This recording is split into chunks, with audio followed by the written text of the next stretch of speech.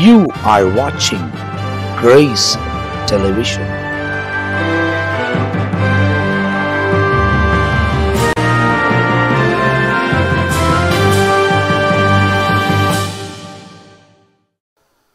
ஆண்டவரும் அருமை இரட்சகராக இயேசு கிறிஸ்துவின் நாமத்தினால் உங்கள் யாவருக்கும் என் அன்பின் வாழ்த்துக்களையும் ஸ்தோத்திரங்களையும் நான் தெரிவித்துக் கொள்கிறேன். தேவனுடைய பெரிதான கிருபையால் சுவிசேஷம் என்ற இன்னொரு எபிசோடில் உங்களை சந்திப்பதிலே நாங்கள் மிகுந்த மகிழ்ச்சி அடைகிறோம். இந்த சுவிசேஷம் என்ற நிகழ்ச்சி தொடர்ந்து தேவனால் சொல்லப்பட்டு 5 ஊழியக்காரர்கள் உட்கார்ந்து சுவிசேஷத்தை துல்லியமாய் பேசுவதற்கு தேவன் உதவி செய்து வருகிறார். ஆனால் மற்ற போதகர்கள் அந்த இடத்துல அவங்க ஊழிய காரியங்களிலே அவர்கள் பிஸியாக இருக்கிறதுனால நேரம் கிடைக்கும் போது உட்காந்து கொஞ்சம் நேரத்தை ஒதுக்கி வரக்கூடிய ஊழியர்களோடு கூட உட்காந்து ஒவ்வொரு எபிசோடுகளை பண்ணுவதற்கு தேவன் உதவி செய்கிறார். சுவிசேஷம் நம்முடைய வாழ்க்கையில் ரொம்ப முக்கியமான ஒன்று. புதிய ஏற்பாடு பழைய ஏற்பாடு என்று நமக்கு சொல்லப்பட்டிருக்கிறது. இதை குறித்து ஏராளமான காரியங்களை நாம் துல்லியமாய் அறிந்து கொண்டு வருகிறோம். கடந்த எபிசோடில் சுவிசேஷம் என்ற நிகழ்ச்சியில் மத்தேயு எழுதின சுவிசேஷம், மார்க் எழுதின சுவிசேஷம், லூக்கா எழுதின சுவிசேஷம், யோவான் எழுதின சுவிசேஷத்தை குறித்து 4 ஊழியக்காரர்களும் ஒவ்வொரு சுவிசேஷத்தை குறித்து அவர்கள் பேசினதை நாம் கேட்டிருக்கிறோம். அப்போ இந்த எபிசோடில் நாம் அதன் தொடர்ச்சியாய் நம் மத்தியில் இந்த நாளிலே பிஷப் ரெவரண்ட் பென்னி ஏசாயா அவர்கள் நம் மத்தியில் இருப்பது எனக்கு ரொம்ப சந்தோஷம். இந்த சுவிசேஷத்தை குறித்து இன்னும் ஏராளமான காரியங்களை நம்ம அவங்களோடு கூட சில காரியங்களை அவங்களோடு கூட மாத்திரம் பகிர்ந்து கொள்கிறோம். ஆண்டவர் அவங்க மூலியமாக நமக்கு சில காரியங்களை நமக்கு வெளிப்படுத்த போகிறார். நாம் இந்த நிகழ்ச்சியில் அவைகளை தெரிந்து கொள்ள போகிறோம். பாஸ்டர், இந்த நிகழ்ச்சியில் சுவிசேஷத்தில் எங்களோடு கூட இருப்பது எங்களுக்கு ரொம்ப சந்தோஷம். அதே நேரத்தில் நாம் 5 ஊழியர்களாக உட்கார்ந்து பேசும்போதும் ஒவ்வொருத்தருக்கும் ஒருவருக்கு வரக்கூடிய வெளிப்பாடுகளை கேட்கும் போது ரொம்ப ஆச்சரியமாக அதிசயமாக இருக்குது. போன எபிசோடில் நம்ம பார்க்கும்போது யோவான் எழுதின சுவிசேஷத்தை நீங்கள் பேசுனீங்க. அது கடைசியாய் அந்த எபிசோடில் முடிக்கப்பட்டிருக்குது. இப்போ இந்த எபிசோடில் சில காமனாக வரக்கூடிய சில கேள்விகள். சுவிசேஷம் ஏன் முக்கியம்? இந்த சுவிசேஷம் அறிவிக்க வேண்டும் என்று நமக்கு அறிவுறுத்தப்பட்டிருக்குது. சுவிசேஷம் ஏன் முக்கியம்? அதை குறித்து நீங்கள் சொல்வீங்க அப்படின்னா கேட்கக்கூடியவங்களுக்கு ரொம்ப ஆசீர்வாதமாக இருக்கும் அப்படின்றது நான் யோசிக்கிறேன். ஆண்டவராகிய இயேசுவின் நாமம் மகிமைப்படுவதாக. சுவிசேஷம் ஏன் அறிவிக்க வேண்டும் என்றால் ஒரே ஒரு வார்த்தையில் சொல்லிடலாம், அது ஆண்டவராகிய இயேசுவின் கட்டளை. என்ன கட்டளை என்று சொன்னால், பரிசுத்த மத்தேயு சுவிசேஷம் 28வது அதிகாரம் 18வது வசனத்திலிருந்து வாசிக்கும்போது, அப்போது இயேசு சமீபத்தில் வந்து அவர்களை நோக்கி, வானத்திலும் பூமியிலும் சகல அதிகாரம் எனக்கு கொடுக்கப்பட்டிருக்கிறது. ஆகையால் நீங்கள் புறப்பட்டு போய் சகல ஜாதிகளையும் சீஷராக்கி பிதா குமாரன் பசுத்தாவின் நாமத்தாலே அவர்களுக்கு ஞானஸ்நானம் கொடுத்து, நான் உங்களுக்கு கட்டளையிட்ட யாவையும் அவர்கள் கை கொள்ளும்படி அவர்களுக்கு உபதேசம் பண்ணுங்கள். அப்படி என்றால் சுவிசேஷத்தை சொல்லுங்கள். இதோ உலகத்தின் முடிவு பரியந்தம் சகல நாட்களிலும் நான் உன்னோடு கூட இருக்கிறேன் என்ற வேத வசனத்தின் அடிப்படையில் பார்க்கும்போது சுவிசேஷம் அறிவிக்க வேண்டியது ஆண்டவராகிய இயேசுவின் கட்டளை. அப்போ ஆண்டவர் இந்த இடத்துல நீங்க சொல்ற வசனத்துல என்ன சொல்லப்பட்டிருக்கு அப்படின்னா, நான் உங்களுக்கு உபதேசித்ததை யாவையும் அவர்கள் கை கொள்ளும்படி சொல்லுங்கள் அப்படின்னு தான் இந்த இடத்துல இயேசு சொல்றார். அப்போ இயேசு என்ன காரியங்களெல்லாம் உபதேசித்தார் அப்படின்னு பார்க்கும்போது ஏராளமான காரியங்கள் அந்த புத்தகங்கள் வருகிறதை நாம் பார்க்கிறோம். அப்போ இன்றைக்கு அவர் சொன்னதை தான் செய்கிறோமா, இல்லை நம்ம இஷ்டத்தின்படி நம்ம செய்து கொண்டிருக்கோம்? அவர் சொன்னதை செய்கிறோமா என்று கேட்கும்போது இது எனக்கு ஒரு வித்தியாசமான கேள்வியா இருக்கு. காரணம் என்னன்னு கேட்டா, அவருடைய மனசாட்சிக்கு தான் தெரியும் அவர் சொல்றதை செய்கிறோமா இல்லை நம்முடைய விருப்பத்தின்படி செய்கிறோமா என்பது அவர்களுக்கு தான் தெரியும். அதனால் ஒருத்தரை குற்றம் சாட்டவோ இவர்கள் செய்யவில்லை மன விருப்பத்தின்படி செய்கிறார்கள் என்று சொல்வதற்கு நான் முன் வரல. இல்லை பாஸ்டர், ஆனாலும் இப்போ நம்ம குற்றம் சாட்டலை. ஆனால் நீங்கள் பார்க்கும்போது அந்த தேவாலயத்துக்குள்ளே எருசலேமுக்குள்ளே பிரவேசித்து அவர் வரும்போது அந்த இடத்துல தப்பு பண்ணினவங்களை ஜாட்டி எடுத்து அடித்தாருன்னு சொல்லி பைபிளில் சொல்லப்பட்டிருக்கு. அந்த அளவுக்கு பொறுமை உள்ளவர், இரக்கம் உள்ளவர். வானத்துக்கும் பூமிக்கும் எவ்வளோ தூரம் இருக்கிறதோ அவ்வளோ தூரம் அவர் இரக்கம் பெரியதுன்னு சொல்லுது. அவ்வளோ இரக்கம் உள்ளவருக்கு ஒரு கோபம் வரும்போது அவர் ஜாட்டி எடுத்து அந்த இடத்துல என்னுடைய ஜப வீட்டை கல்லர் குகையாய் மாற்றினீர்களே அப்படின்னா அவங்க இடத்துல அடிக்கிறத பார்க்குறோம். அப்படின்னா சில நேரத்தில் சில காரியத்தை நாம் கண்டித்து தான் ஆக வேண்டும். சில இடத்துல சொல்கிறோம், வசனம் எப்படியா இருக்கு? சிட்சித்துடைய வசனத்தை கொண்டு போதிக்கிற மனுஷன் பாக்கியவான். சிட்சை அப்படின்னாக்கா கண்டித்து உணர்த்த வேண்டும். ஆனால் நான் இப்போது ஒரு சில காரியங்களை உங்கள் மத்தியில வைக்க நான் ஆசைப்படுகிறேன். இப்போ பழைய ஏற்பாட்டை எடுத்துக்கொள்ளுமோ, புதிய ஏற்பாட்டை எடுத்துக்கொள்ளும். புதிய ஏற்பாட்டிலே சுவிசேஷங்கள் இருக்குது. அப்போ பழைய ஏற்பாடு என்பது என்ன, புதிய ஏற்பாடு என்றால் என்ன என்பது நமக்கு நன்றாக தெரியும். ஆனால் நான் ஒரு வித்தியாசமான கோணத்துல இந்த சுவிசேஷத்தின் ஆரம்பத்தை பார்க்கிறேன். இப்போ நம்ம சுவிசேஷத்தை பேசும்பொழுது முதல் புத்தகமாகிய மத்தேயு சுவிசேஷத்தை நாம் பேச போகிறோம். சரி, மத்தேயு சுவிசேஷத்தை பேசும்போது என்னுடைய பார்வை எப்படி இருக்கு என்று சொன்னால், பழைய ஏற்பாடு முதலாம் ஆதாமிலே முடிவடைகிறது. ரெண்டாம் ஆதாம் யாருங்க? இயேசு கிறிஸ்து. சரி, இதை விளக்கமா சொல்லணும்னா இப்படி ஆய் சொல்லுகிறேன். ஆதாமுடைய வயது 930 வயது. ஆதாமுடைய வயது 930. ஆனா நீங்க ஆதியாமம் முதல் மல்கியா வரையிலும் பார்த்தீங்கன்னா 929. அதை குறிச்சு கொள்ளுங்க, 929. ஆனா அதுல +1 போடுங்க, அதாவது மத்தேயு. அதாவது ஆதியாகமத்திலிருந்து மல்கியா வரையிலும் இருக்கிற அதிகாரங்கள் சாப்டர்ஸ். ஆமா, எல்லா சாப்டர்ஸும். ஆமா, ஓகே. கணக்கு போட்டோம்னா 929 வருது. ஓகே. ஆனா மத்தேயு எழுதுனோடனே 930 வருது. சரி, அது 1 ப்ளஸ் பண்ணீங்களே, மத்தேயு 1 ப்ளஸ் பண்ணீங்கன்னா 930. இது யாருடைய வயசுங்க? ஆதாமுடைய வயசு. ஆதாம் அங்க மரிக்கிறாரு, ரெண்டாம் ஆதாம் ஆகிய இயேசு இங்க பிறக்கிறார். சரி, எவ்வளவு பெரிய ரகசியம். அதுதான் இதெல்லாம் வந்து ரொம்ப முக்கியமான விஷயம். அதாவது சுவிசேஷம் அறிவிக்கிறது ஒரு பக்கம் இருந்தாலும் இந்த மாதிரி ஆராய்ந்து வாசிப்பது வந்து ரொம்ப பிரயோஜனமா ஆசீர்வாதமாகும். கேட்பவர்களுக்கும் இப்படிப்பட்ட காரியங்கள் எல்லாம் அந்த மறைப்பொருள்கள் இதுல மறைந்திருக்கிறதா என்பதை எடுத்து கொடுக்கறதா இருக்குது. ஆமா, சரிங்க. ரொம்ப இன்ட்ரெஸ்டிங்கா இருக்கு. சரி, அப்போ நான் ஏற்கனவே ஒரு பகுதியில் நான் சொல்லியிருக்கேன், தேவனுடைய வார்த்தையில் ஒரு உறுப்பாயிலும் அழிந்து போகாது, ஒழிந்து போகாது என்று. அப்போ இங்க 929 அதிகாரம் முடிச்சுட்டு 930 இங்க ஆர்வமாகுது. அங்கே 930 ஆதாம் மரிக்கிறார். அப்போ பழைய ஆதாம் மரித்து புதிய ஆதாம் ஆகிய இயேசு உருவாகுறதை மத்தேயுல பார்க்கிறோம். அப்போ அந்த மத்தேயுல தான் இயேசுவை இன்ட்ரோடியூஸ் பண்றாங்க, இயேசு பிறக்கிறதை இன்ட்ரோடியூஸ் பண்றாங்க, இயேசுவின் பிறப்பு. அதாவது ஒரு நற்செய்தி அறிவிக்கிறோம்னு சொல்றாங்க. ஆமா, ஒரு நல்ல செய்தி. இது வந்து பரலோகத்திலிருந்து ஒரு தேவதூதன் கொண்டு வந்து சொல்றாரு. ஆமா, ஏன்னா அதுக்கு முன்ன இருண்ட காலம் என்று நம்ம சொல்லுகிறோம். ஆமா, அதாவது இங்கிலீஷ்ல சைலண்ட் பீரியட்ன்றாங்க. இப்போ எனக்கு ஒரு கேள்வி என்ன அப்படின்னா, ஆண்டவரே மனுஷனோட பேசாம போயிட்டு இருக்கிறாரு. ஆமா, பேசல. இப்போ நம்ம வந்து பேசிக்கா என்ன சொல்றோம் அப்படின்னா, ஒருத்தர் செய்யற தவறு இல்ல, ஒருத்தர் வந்து சரியா வாழல, ஒருத்தர் வந்து சரியா பேசல, சரியா நடக்கல அப்படின்னும் போது சில பேர் பேசாம இருப்பாங்க. அவங்க செய்யறதெல்லாம் எனக்கு பிடிக்கல, அதனால நான் விலகி இருக்கிறேன் அப்படின்னு சொல்லுவாங்க. ஆனா உடனே இன்னொருத்தர் வந்து என்ன சொல்லுவாங்க அப்படின்னா, நம்ம கிறிஸ்துவங்க நம்ம அப்படிலாம் இருக்கக்கூடாது அப்படின்றத பேசிக்காக சொல்லக்கூடியவங்க சொல்லுவாங்க.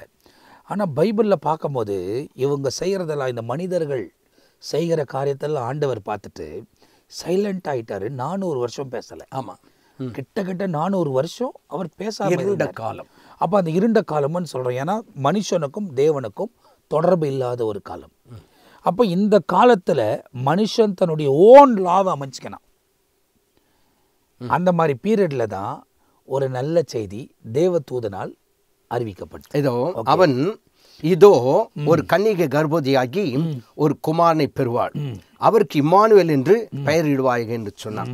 இம்மானுவேல் என்பதற்கு தேவன் நம்மோடு கூட இருக்கிறார் அப்படின்னு சொல்லிட்டு மத்திய 1வது அதிகாரம் 23வது வசனத்துல சொல்லப்பட்டிருக்கிறது. மாத்திரமல்ல, ஏசாயா தீர்க்கதரிசி புத்தகம், ஆனா அதுல 21ஆம் வசனமும் பாஸ்டர், 21ஆம் வசனம் அதுல சொல்லப்பட்டது வந்து இயேசு என்று பெயரிடுவாய். ஆமா, ஆனா இங்க ஏசாயா தீர்க்கதரிசி சொன்னதை இந்த வசனத்துல திரும்ப போட்டிருக்கிறாங்க. இங்க போட்டிருக்குது.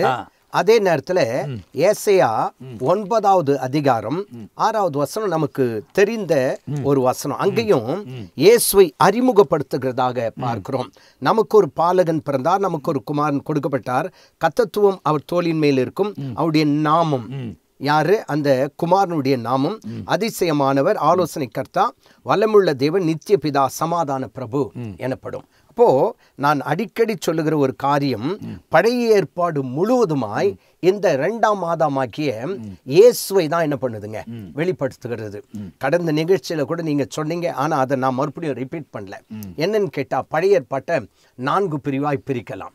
என்னன்னு கேட்டா, முதலாவது ஆகமங்கள். ஆகமங்கள் என்றால் 5 புத்தகங்கள். ஆதியாகமம், யாத்திராகமம், லேவிய, என்ன உபாகமம். ஆகமம். ஆகமத்திற்கு அடுத்து நீங்க பார்த்தீங்கன்னா சரித்திர புத்தகம். சரித்திர புத்தகத்துக்கு அடுத்து பாடல் புத்தகம். அதன் பிறகு தீர்க்கதரிசனம். 4ஆய் பிரிக்கலாம். ஒன்று ஆகமம், சரித்திரம், பாடல், தீர்க்க தரிசனம்.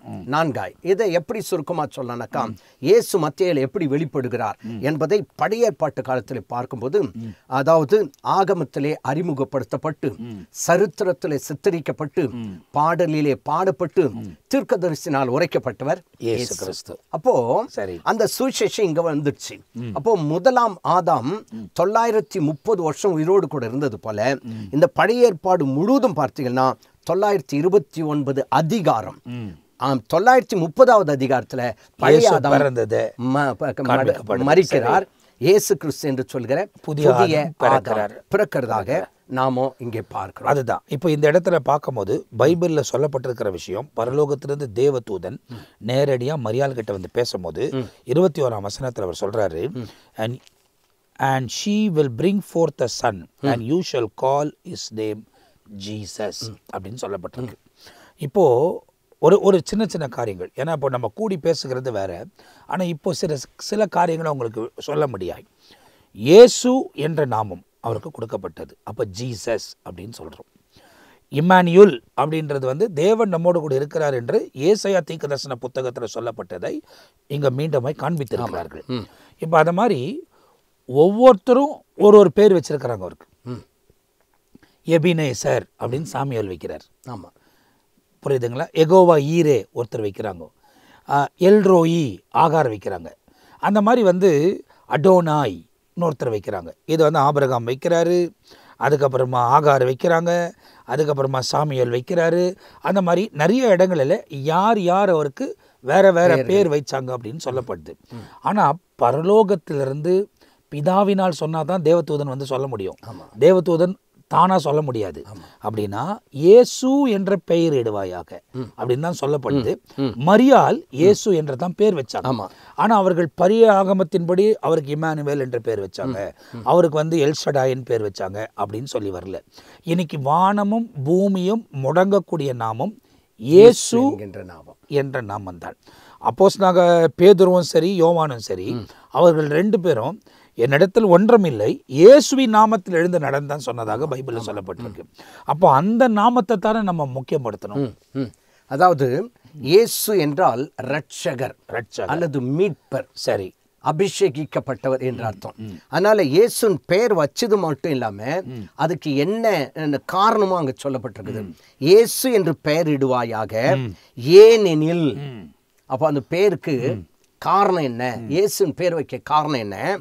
அவர் தமது ஜனங்களின் பாவங்களை நீக்கி அவர்களை ரட்சிப்பார்.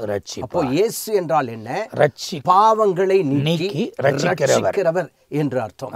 அப்போ ரட்சகரை இந்த 21வது வசனத்துல அறிமுகம் செய்கிறதாக பார்க்கிறோம். அப்போ இந்த 929 அதிகாரங்கள் முடிந்து 930வது அதிகாரத்துல ஆதாம் மரிக்கிறார். 2ஆம் ஆதாமாகிய இயேசு ரட்சகராய் இங்கே வெளிப்படுகிறதாக நாம வசனத்துல வாசிக்கின்றோம். அது மட்டுமல்லாதபடிக்கு இந்த மத்தேயு சுவிசேஷத்தை மட்டுமே சற்று ஒரு வித்தியாசமான கோணத்திலே நாம் பார்க்கலாம். மத்தேயு சுவிசேஷத்தை பொறுத்தவரையிலும் 2 சம்பவம் தான் ரொம்ப முக்கியமா இருக்கு. 2 சம்பவங்கள். ஒன்று ஸ்டோரி அப்படின்னாக்கா சரித்திரங்கள், 2வது டீச்சிங் போதனை. இது 2 தான் ரொம்ப அதிகமாக சொல்லுங்க. ஏன்னா ரொம்ப முக்கியமானது மத்தேயு எழுதின சுவிசேஷத்தில் மத்தேயு கான்சென்ட்ரேட் பண்ணி எழுதியிருக்கிறது என்ன அப்படின்னா அந்த மலைப்பிரசங்கம். இந்த மலைப்பிரசங்கம் வந்து உலகத்தில் உள்ள பெரிய பெரிய தலைவர்கள் நம்ம நாட்களில், இதுக்கு முன்னே இருந்தவங்களோட கூட சரி, ஆனால் இப்போ நம்ம காலங்களில் பார்த்தவர்கள், காந்தி முதல் கொண்டு, மதிப்புக்குரிய காந்தி முதல் கொண்டு நிறைய லீடருங்களை நம்ம சொல்லுவோமானால் அவங்கெல்லாம் அந்த மலைப்பிரசங்கத்தை ஏற்றுக்கொண்டக்கூடியவர்கள். ஏன்னா அதில் சொல்லப்பட்ட விஷயங்கள் சமீபத்தில் கூட கேஜ்ரிவால் அவர்கள் அதை வாசித்து மலை பிரசங்கம் ரொம்ப அற்புதமான ஒரு புத்தகம் அப்படின்னு சொல்லி இருக்கிறத நம்ம பார்த்துருக்கோம். அந்த மாதிரி ஒரு முக்கியமான சில சாராம்சங்களை மத்தேயு அழகாக இங்கே எழுதியிருக்கிறார். அப்போ இந்த சுவிசேஷம் என்பது என்ன அடக்கும்? சுவிசேஷம்னா என்ன?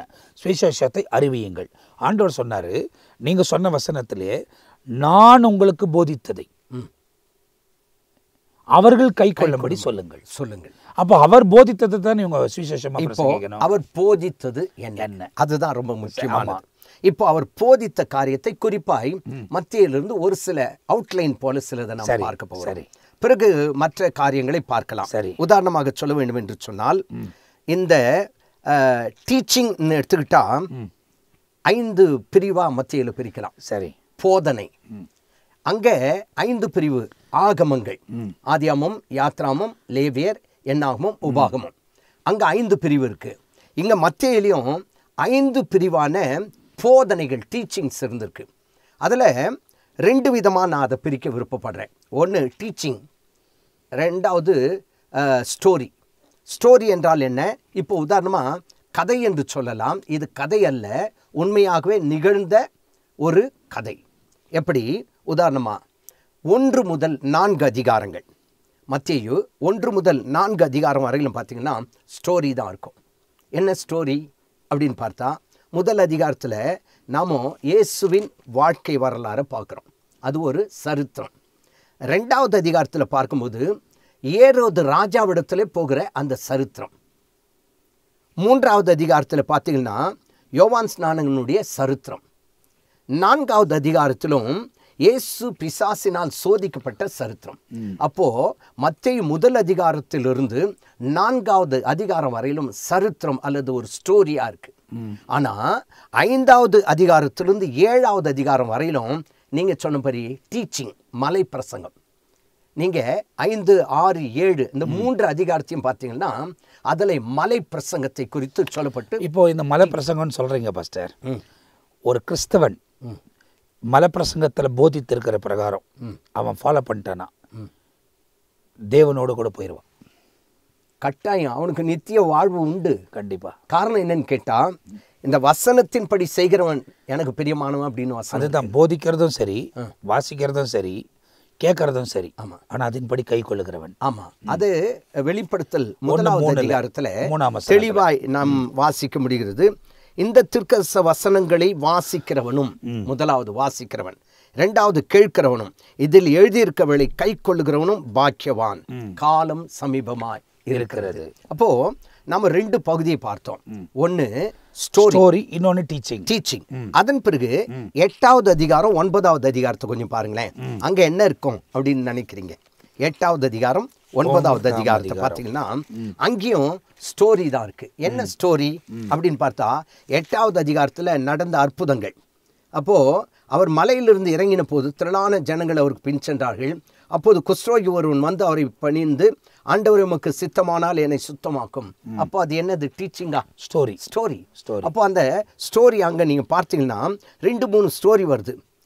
பிறகு பார்த்தீங்கன்னா அதுக்கு அடுத்து அதற்கு இயேசு நான் வந்து அவனை சொஸ்தமாக்குவேன், 2வது ஸ்டோரி வருது. என்னன்னு கேட்டால், 100க்கு அதிபதி பிரதித்திரமாக நீர் என் வீட்டிற்கு பிரவேசிக்க நான் பாத்திரன் அல்ல. அப்போ 8வது அதிகாரமும் ஒரு ஸ்டோரியை சொல்லுது, 9வது அதிகாரமும் ஒரு ஸ்டோரியை சொல்லுது. இப்போ அடுத்து பாருங்க, மறுபடியும் அடுத்த அதிகாரத்தை 10வது அதிகாரத்தை பார்த்தீங்கன்னா டீச்சிங் இருக்கும். டீச்சிங் என்ன டீச்சிங்? அது கொஞ்சம் பாருங்களேன். என்ன டீச்சிங்? இப்போ சீஷர்களை அழைச்சிட்டு அவங்களுக்கு டீச் பண்றாரு. என்ன செய்யணும்னு, நீங்க போயிட்டு என்ன பண்ணுங்க, வியாதியஸ்தர்களை சுகப்படுத்துங்க, மரித்தவளை உயிரோடு கூட எழுப்புங்க, எப்படி அங்க இருக்கணும், எவனாகிலும் உங்களை ஏற்றுக்கொள்ளாமல் உங்கள் வார்த்தைகளை கேளாமற் போனால் அந்த வீட்டையாவது பட்டணத்தையாவது விட்டு புறப்பட்டு வரும்போது உங்கள் கால்களில் படிந்திருக்க தூசியை உதறிப்படுங்க. இதெல்லாம் என்னதுங்க? டீச்சிங். இப்போ அவங்களுக்கு இதெல்லாம் தானே போதிக்கிறாரு, அவங்க இதை தானே கை கொள்ளணும். ஆமா. இப்போ இன்னைக்கு ஊழியம் செய்கிறவங்க கூட அதை தானே கை கொள்ளணும். ஆனால் பல விதத்தில் நம்ம பார்க்கும்போது சில பேர் இவைகளை கை கொள்ளாமல் சொந்த முயற்சி, இன்ஃப்ளூயன்ஸ், அதுக்கு அதிகாரம், பணபலம், இதை காமிச்சு சில இடங்களுக்குள்ள பகிரங்கமாக பிரவேசித்து நிறைய பிரச்சனைக்குள்ள ஆகிறத பார்க்குறோம். ஆமாம். ஆனால் இயேசு கிறிஸ்துவின் போதனைகளை கை கொண்டால் தேவன் அவங்களை நிச்சயமாக நடத்துகிறார். கட்டாயம் ஆண்டவர் வழி நடத்துகிறார். ஆமாம். ஏன்னா ரொம்ப தெளிவாக இங்கே சொல்கிறார். ஆமாம். ஏன்னா நீங்கள் அங்கே போனீங்கன்னா என்னை ஏற்றுக்கொண்டா சமாதானம் தங்கிடும். ஆமாம். அப்படி இல்லைன்னா காலில் உள்ள தூசியை உதறி விட்டு வா, அவனுக்கு நியாய தீர்ப்பு நாளிலே ஆக்கணி தீர்ப்பு உண்டாகும்னு சொல்றாரு. அது மட்டும் இல்லாம அவர் பேசுறது என்னன்னு கேட்டா, பேசுகிறது நீங்கள் அல்ல, சொல்லிட்டாரு. உங்கள் பிதாவின் ஆவியானவரே உங்களிடத்தில் பேசுவார். அப்போ அழகா டீச் பண்றாரு. தெரிந்து கொண்டு அந்த ஊழியக்காரர்களுக்கு அழகாக போதனை கொடுக்கிறதாக நாம வாசிக்கிறோம். எந்த அதிகாரம்? 10வது அதிகாரம். அப்போ நீங்க பாத்தீங்கன்னா ஸ்டோரி டீச்சிங், ஸ்டோரி டீச்சிங் அப்படியே வந்துட்டு. அப்போ ஸ்டோரி என்று சொல்லும்போது ஒரு நடந்த சம்பவங்கள், அதுதான் ஒரு சரித்திரமாக அங்கே கொண்டு வர. மறுபடியும் 11வது அதிகாரத்தை 12வது அதிகாரத்தை நீங்கள் வாசி பாருங்க. அங்கே என்ன இருக்கு அப்படின்னு பார்த்தா, அங்கே ஸ்டோரி என்ன ஸ்டோரி? குருடன் ஒருத்தர் வர்றாரு. குருடர் பார்வை அடைகிறார்கள், சப்பானிகள் நடக்கிறார்கள், குஷ்ரோகிகள் சுகமாகிறார்கள், செவிடர் கேட்கிறார்கள், மரித்தோர் எழுந்திருக்கிறார்கள், தரித்திரருக்கு சுவிசேஷம் பிரசங்கிக்கப்படுகிறது அப்படின்னு சொல்லிட்டு இங்கே பாருங்க தெளிவாக 11வது அதிகாரத்தை நீங்கள் முழுதுமாக 11, 12 வாசி பார்த்தீங்கன்னா அங்கே நடக்கிற சம்பவங்கள் ஒரு ஸ்டோரி அங்கே தெளிவாக சொல்லுகிறதாக பார்க்கிறோம். 12வது அதிகாரத்தையும் பாருங்களேன், அங்கேயும் ஒரு ஸ்டோரி இருக்குது. அப்போது இங்கே பார்த்தீங்கன்னா 12வது அதிகாரம் வரையிலும் தொடர்ந்து நான் ஏற்கனவே சொன்ன மாதிரி ஒரு ஸ்டோரி, அப்புறமா போதனை, திரும்ப ஸ்டோரி, அவங்களுக்கு கதை, அதுக்கு பிறகு போதனை. ஸோ அதனால் அந்த கிரிட்டிக்கல்ல வந்து தான் மத்தேயும் எழுதுகிறாரு. ஆமாம். அதுக்கு அடுத்து பாருங்க 13வது அதிகாரத்தை பாருங்களேன். அங்கேயும் அங்கே ஒரு அதிகாரத்தில் மறுபடியும் டீச்சிங். நீங்கள் இதெல்லாம் நீங்கள் பார்த்தீங்கன்னா ஒன்றுக்கு பின்னாடி ஒன்று, இந்த ரெண்டை தான் அப்படியே முக்கியப்படுத்தி கொண்டே வருகிறார் மத்திய. 13வது அதிகாரத்தில் பார்க்கும்போது அங்கே ஒரு டீச்சிங் இருக்குது. என்ன டீச்சிங்? விதைக்கிறவன் ஒருவன் விதைக்க புறப்பட்டான். அப்போது சில விதைகள் வழி அருகே, சிலது வந்து முள்ளுள்ள இடத்துல, சில கல்லுள்ள இடத்துல, குறைந்ததே ஒரு கொடுத்த நல்ல சில விதைகள் நல்ல நிலத்தில் விழுந்தது. சிலது 100, சிலது 60, சிலது 30 பலன் தந்தது. அப்போ இது விதைக்கிறதுனாக்கா யாரு? அப்போ கல்லுனாக்கா என்ன, முள்ளுனாக்கா என்ன, அப்படி இந்த டீச் பண்றாரு. சரி. அப்போ 13வது அதிகாரத்தையும் பார்த்தீங்கன்னா டீச்சிங். இப்போ இதை நான் ஏன் சொல்றேன்னு கேட்டா, இது மனசுல பதிஞ்சிச்சுன்னு வைங்களேன், அந்த வேதத்தை வாசிக்கும் போது அப்போ டீச்சிங் இந்த அதிகாரத்தில் இருக்கு, அது ஸ்டோரி இந்த அதிகாரத்தில் இருந்து மனசுல நமக்கு தெளிவாகப்படும். அதன் பிறகு 14வது அதிகாரத்திலிருந்து 17வது வரையிலும் பார்த்தீங்கன்னா மறுபடியும் ஸ்டோரி, நடந்த சம்பவங்கள், அற்புதங்கள். அப்போ அவர் கடலின் மேல் நடக்கிறதை சீஷர்கள் கண்டு, அது ஒரு ஸ்டோரி தானே. என்ன பண்ணுறாங்களாம், பயந்து அலறினார்கள். அப்போது அங்கேயும் நீங்கள் பார்த்தீங்க அப்படின்னு சொன்னால் ஒரு ஸ்டோரி வருகிறது. பிறகு 15வது அதிகாரத்திலும் வாயிலிருந்து புறப்படுகள் இருதயத்தில் இருந்து புறப்பட்டு வரும், அவைகளே மனுஷனை தீட்டுப்படுத்தும் அப்படின்ட்டெல்லாம் சொல்லி சில காரியங்களை அங்கே என்ன பண்ணுறான்னு கேட்டால் ஸ்டோரியை அங்கே சொல்கிறார், எங்கே சொல்லிட்டு வர்றார். எது வரையிலும் 17, அப்போது 14, 15, 16, 17 அதிகாரங்கள் ஸ்டோரி வருது. 18வது அதிகாரத்திலேருந்து திரும்பவும் டீச்சிங் வருது. அங்கே பாருங்க, அழகாக டீச் பண்ணு. நீங்கள் மனம் திரும்பி பிள்ளைகளை போல் ஆகாவிட்டால் டீச் பண்ணுறாரு. பரலோக ராஜ்யத்தில் பிரவேசிக்க மாட்டீர்கள், இது மெய்யாக மெய்யாக உங்களுக்கு சொல்லுகிறேன். அப்போ 18வது அதிகாரம் ஒரு டீச்சிங்காக இருக்குது. திரும்பவும் 19 22வது வசனத்தின் வரையிலும் நீங்கள் பார்ப்பீர்கள் என்றால், அதாவது 9ஆம் அதிகாரம் 22ஆம் வசனம் வரை, 22வது அதிகாரம் வரையிலும் 19, 20, 21, 22 ஒரு ஸ்டோரி வருது. என்னென்ன சரித்திரங்கள். இப்போ உதாரணமாக இங்கே ஒரு சிலதை நீங்கள் பார்ப்பீர்கள் என்று சொன்னால், சில முக்கியமான சம்பவங்கள் இந்த இடத்துல சொல்லப்பட்டிருக்கதை நாம் வாசிக்கின்றோம். அதன் பிறகு 23வது அதிகாரம் டீச்சிங் மறுபடியும் வருது. பின்பு இயேசு ஜனங்களை தமிழ் சீஷர்களையும் நோக்கி, வேத பாரரும் பரிசேயரும் மோசேயுடைய ஆசனத்தில் உட்கார்ந்திருக்கிறார்கள், ஆகையால் நீங்கள் கை கொள்ளும்படி அவர்கள் உங்களுக்கு சொல்லுகிற 23ஆம் அதிகாரத்தில் வருது. ஆமா, கை கொண்டு செய்யுங்கள். அது என்ன? டீச்சிங். அது அவர்கள் சொல்லுகிறார்கள், சொல்லியும் செய்யாதிருக்கார்கள். டீச் பண்றாரு. அப்போ இந்த டீச்சிங் வந்து 23வது அதிகாரத்திலிருந்து 25வது அதிகாரம் வரையிலும் அவர் டீச் பண்றதை பார்க்கிறோம். 25வது அதிகாரம் வரையிலும் டீச் பண்றார். அப்போ 25வது அதிகாரத்தில் புத்தியுள்ள ஸ்ரீ, புத்தி இல்லாத ஸ்ரீ, அதன் பிறகு தாளந்துகள் வாங்கினவர்கள், அதை குறித்ததான ஸ்டோரியை அங்கே சொல்றார். ஆனால் 26லிருந்து 28 வரையிலும் பார்த்தீங்கன்னா மறுபடியும் ஒரு ஸ்டோரி, சரித்திரம். என்ன சரித்திரம்? இயேசு அடிக்கப்படுகிறது, சிறைப்பிடிக்கப்படுகிறது, சித்திரவதை செய்யப்படுகிறது, சிலுவையில் அறையப்படுகிறது, மரித்து உயிரோடு கூட எழும்புகிறது. ஸோ இதெல்லாம் வந்து மாற்றி மாற்றி வருது. அதாவது ஒரு சில அதிகாரங்கள் ஸ்டோரி ஆகுது, ஒரு சில அதிகாரத்தில் டீச்சிங் ஆகுது. ஆமாம். இது ரெண்டையும் மையப்படுத்தி மத்திய எழுதின சுவிசேஷம் எழுதப்படுகிறது. ஆமாம். அப்போ இந்த மத்தேயு சுவிசேஷத்தை அழகாய் புரிந்து கொள்ள வேண்டும் என்று சொன்னால் 2 கண்ணோட்டத்தோடு பார்க்கணும். என்ன கண்ணோட்டம்? ஒன்று ஸ்டோரி எவ்வளவு இருக்கு, டீச்சிங் எவ்வளவு இருக்கு. அதாவது ஓமைகள், ஆமாம், கதைகள், இல்லை ஓமைகள் இல்லை கதைகள் இல்லை போதனைகள். ஆனால் ஆண்டவர் அந்த 28ஆம் அதிகாரம் கடைசியில் கமாண்ட்மெண்ட்டாக சொல்கிறார், அதாவது கட்டளையாக சொல்கிறார். என்ன சொல்கிறார் அப்படின்னா, நான் உங்களுக்கு போதித்தது. அதெல்லாம் சரித்திரம் தானே. அதுதான் போதிக்கும் போது அவங்க கான்சென்ட்ரேட் பண்ண வேண்டியது எது அப்படின்னா, 1லேருந்து, அதாவது 5லேருந்து 7, 10ஆம் அதிகாரம், 13ஆம் அதிகாரம், 18ஆம் அதிகாரம், 23லேருந்து 25. இந்த போதனைகளை அவர்கள் எடுத்துக்கொண்டாலே இந்த உலகத்தில் தேவனுக்காக வாழ. ஆமென், பிரைஸ் காட். அப்படி சொல்ல வரேன். ஆமாம். ஏன்னா போதனைகள், ஆமாம், அவர் வந்து கதைகள் ஓமைகள் சொன்னதுக்கு காரணம் இவங்க புரிந்து கொள்ள முடியாது. ஆமாம், சில காரியங்களை சொல்லுகிறார், அது கதைகளாகவும் ஓமையாகவும் சொல்லப்பட்டிருக்கிறது. ஆனால் போதனைகள், நான் உங்களுக்கு போதித்ததை அவர்கள் கை கொள்ளும்படி அப்படின்னா இந்த அதிகாரங்கள் எல்லாம். அப்போ இந்த நிகழ்ச்சியை பார்க்குற நீங்கள், சுவிசேஷம் என்பது ரொம்ப அழகாக ஒரு விஷயத்த சொன்னாங்க. இந்த ஆதாம் வாழ்ந்த வாழ்க்கை 930 வருஷம் என்று வேதத்தில் போடப்பட்டிருக்கு.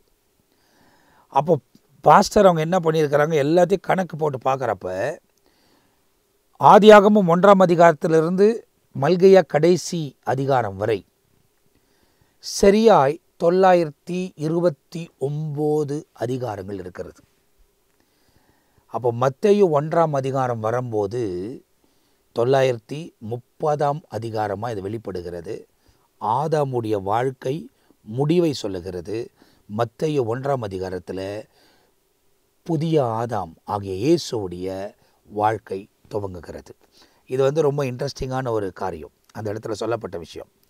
அதுக்கு பிறகு சுவிசேஷம் ஏன் அறிவிக்கணும் அப்படின்னு கேட்டால், அது தேவனுடைய கட்டளை என்று சொன்னார். It is the commandment of Jesus Christ. உலகத்தில் சகல ராஜ்யங்களுக்கும் கடந்திருந்த சுவிசேஷத்தை அறிவியுங்கள். அதில் ரொம்ப முக்கியமாக மையப்படுத்துறது எது அப்படின்னாக்கா, நான் உங்களுக்கு போதித்ததை அவர்களுக்கு சொல்லி அதை கை கொள்ளும்படி சொல்லுங்கள் அப்படின்றார். அப்போ இந்த போதனை வரும்போது இப்போ பாஸ்டர் ரொம்ப அழகாக அதை பிரித்து காமிச்சாங்க. என்ன பிரித்து காமிச்சாங்கன்னா, மத்திய எழுதின சுவிசேஷம் முழுவதும் 28 அதிகாரங்கள். இந்த 28 அதிகாரங்களில் என்னென்ன சாராம்சங்கள் போடப்பட்டிருக்கு, என்னென்ன கண்டென்ட் அதில் இருக்குது அப்படி பார்க்கும்போது, போதனைகளை நாம் கை கொள்ள வேண்டுமானால் என்ன செய்யணும்? ஏன்னா 1ஆம் அதிகாரத்திலேருந்து மத்தேயு 1லேருந்து 4 வரை ஓமையாகவும் இல்லை கதையாகவும் சொல்லப்படுகிறது. கதை சொல்லப்படுகிறது, ஸ்டோரி. அதுக்கப்புறமா 5ஆம் அதிகாரத்திலேருந்து 7ஆம் அதிகாரம் வரைக்கும் போதனை, டீச்சிங். 8, 9ஆம் அதிகாரம் வந்து திரும்பவும் ஓமைகள், கதைகளாய் சொல்லப்படுகிறது. 10ஆம் அதிகாரம் போதனை குறிக்கிறது. 11லேருந்து 12 அந்த இடத்துல பார்க்கும்போது கதையாய் சொல்லப்படுகிறது. 13ஆம் அதிகாரம் போதனைகளை குறிக்கிறது. 14லிருந்து 17ஆம் அதிகாரம் வரை கதைகளை குறிக்கிறது. 18ஆம் அதிகாரம் போதனைகள். 19லேருந்து 22 வரை கதைகள். 23லேருந்து 25 வரைக்கும் திரும்ப போதிக்கிறார். 26லேருந்து 28 வரை திரும்பவும் அந்த இடத்துல கதைகளாய் சொல்லப்படுகிறது.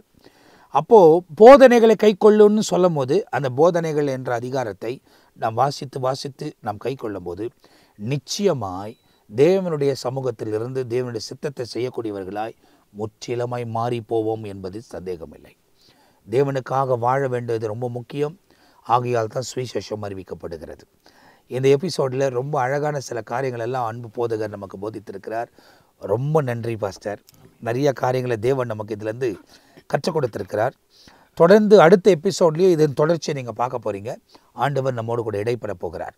ஆகையால் ரொம்ப அற்புதமாக இந்த எபிசோடு போனதை குறித்து எனக்கு ரொம்ப சந்தோஷமாக இருக்குது. நீங்களும் நிறைய காரியங்களை கற்றுக்கொண்டு இருப்பீங்க அப்படின்னு நான் யோசிக்கிறேன்.